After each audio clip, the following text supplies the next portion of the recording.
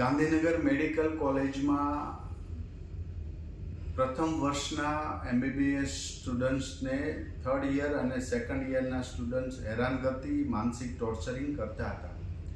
આ કોઈ વ્યક્તિગત નહીં પરંતુ અનનોન કમ્પ્લેન આવી હતી અને એ પ્રમાણે અમારા વિભાગના અધિકારીઓ CCTV કેમેરા વગેરે ચેક કરતા માલુમ પડ્યું કે ખરેખર રેગિંગ બાળકોને હેરાન કરવામાં આવ્યા છે.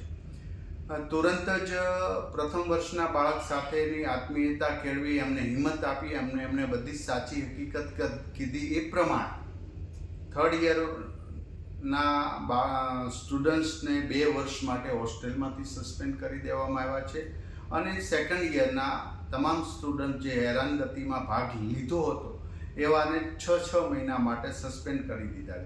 હું હજી પણ સંદેશો આપું છું કે વહાલા દીકરાઓ, તમે તમારું કરિયર બનાવવા માટે અહીંયા આવ્યા છો, ત્યારે આ પ્રવૃત્તિ એક ડૉક્ટર બનવાના છો ભવિષ્યમાં, તો તમારા દિલમાં કરુણા, પ્રેમ, દયાનું ઝરણું હોવું જોઈએ.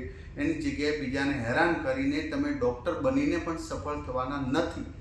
માટે જાગ્યા ત્યાંથી સવાર એક પણ જગ્યા પર આવી નાની એવી રેગિંગની બાબત ન બને એની ખાસ કાળજી લેવાય અને કાળજી નહીં લેવાય તો ગવર્મેન્ટ અને અમારો વિભાગ ચોક્કસ એક્શન લેશે.